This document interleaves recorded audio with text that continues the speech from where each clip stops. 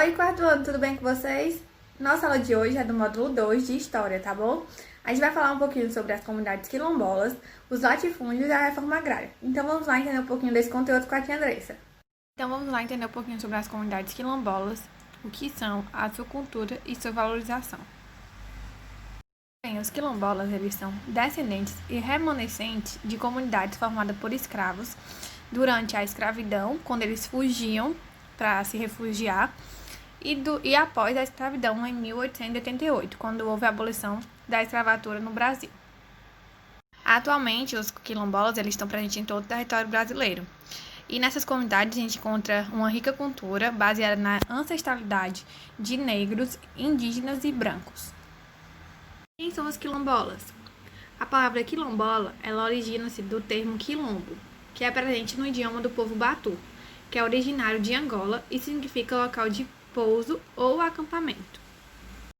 Os povos africanos ocidentais, antes da chegada dos colonizadores europeus, eles eram essencialmente nômades, e os locais de acampamento eram uma parada de repouso que eles tinham durante as longas viagens que eles faziam.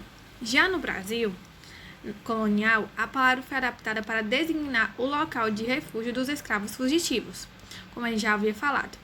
E as pessoas que residem nesse local são conhecidas como os quilombolas, que é as pessoas que habitam no quilombo. Esses povos, eles não se agrupam em uma região específica ou vieram de algum lugar específico.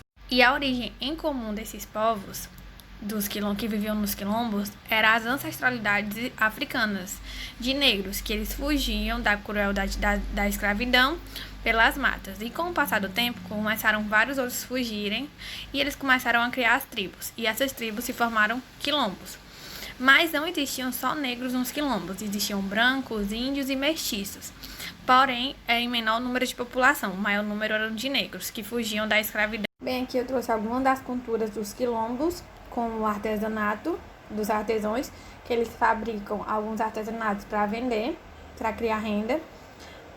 Os grupos de samba de roda de quilombos, a capoeira, que era uma das brincadeiras que existiam e existem nos quilombos para as crianças e adultos em algumas festividades, e a festa de São João de São Sebastião, que era no quilombo, que eles tocam, dançam, enfim, fazem várias coisas. Agora vamos falar um pouco sobre a formação de latifúndios e o direito da terra. Como vimos, para colonizar o Brasil, a coroa portuguesa ela dividiu o território colonial em capitanias hereditárias, não é isso? Então, ao receber essa capitania, o donatário, que era o dono dessa capitania, assumiu o compromisso de tornar esse território produtivo. Assim, para cumprir esse dever, ele dividia essas capitanias, entregando grandes extensões de terras a pessoas que tinham recursos para explorar.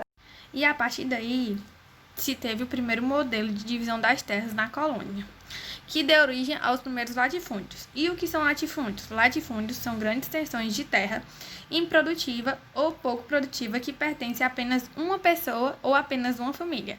Então, latifúndios são terras improdutivas, que não são produzidos nada nessas terras. Isso a tia Andressa trouxe a diferença entre latifúndio e minifúndio para a gente entender melhor.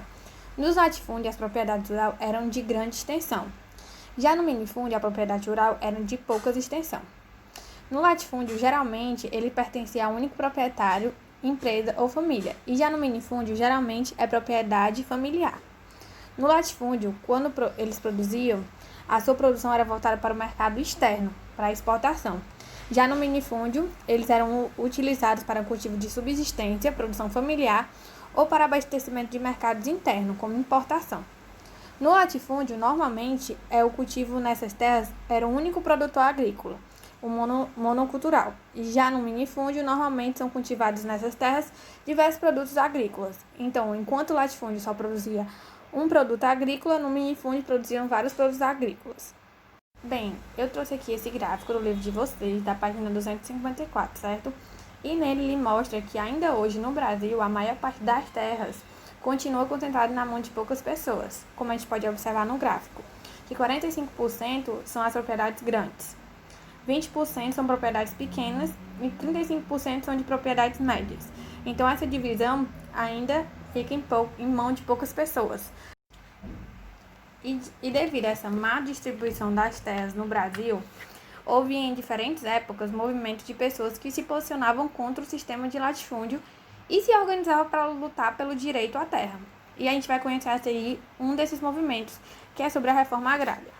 O que é a reforma agrária e qual o seu objetivo? Reforma agrária é basicamente a redistribuição mais justa da terra. E ela tem o objetivo de diminuir a predominância dos latifúndios no Brasil. Então, o que esse movimento fazia? Ele tinha uma divisão mais justa das terras e diminuía, assim, os latifúndios.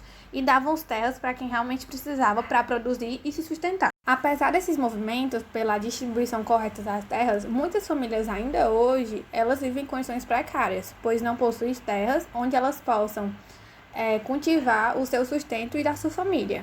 De acordo com a lei do nosso país, as terras consideradas improdutivas, elas devem ser distribuídas com o objetivo de promover uma divisão mais justa das terras brasileiras e também de garantir que elas sejam cultivadas.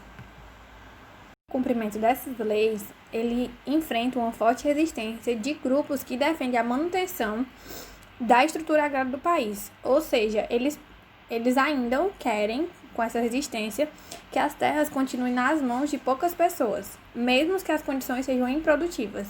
Então, esse grupo, eles querem continuar com os latifúndios e não querem que as terras sejam divididas para ser produzidas. Eles querem que as terras fiquem na mão de poucas pessoas. Então, devido a isso, ainda existe essa resistência e a lei não é cumprida. Com isso, a sociedade civil e os membros de movimentos sociais, eles continuam lutando para que esses direitos relacionados à distribuição de terras sejam respeitados e ampliados. Então, pessoal, para finalizar o capítulo 3 do Brasil Rural, a gente falou hoje sobre as comunidades quilombolas, quem são os quilombolas, a sua origem e a sua cultura. Falamos também sobre a formação de latifúndios e o direito da terra. E falamos sobre os movimentos da reforma agrária e o que é a reforma agrária, né? Que é a nossa agenda, tá? Do módulo 2, do conteúdo de história, da página 256, tá bom? Eu espero que vocês tenham entendido, mas qualquer dúvida pode perguntar, tia Andressa, tá certo? Um beijão e até a próxima. Tchau, tchau!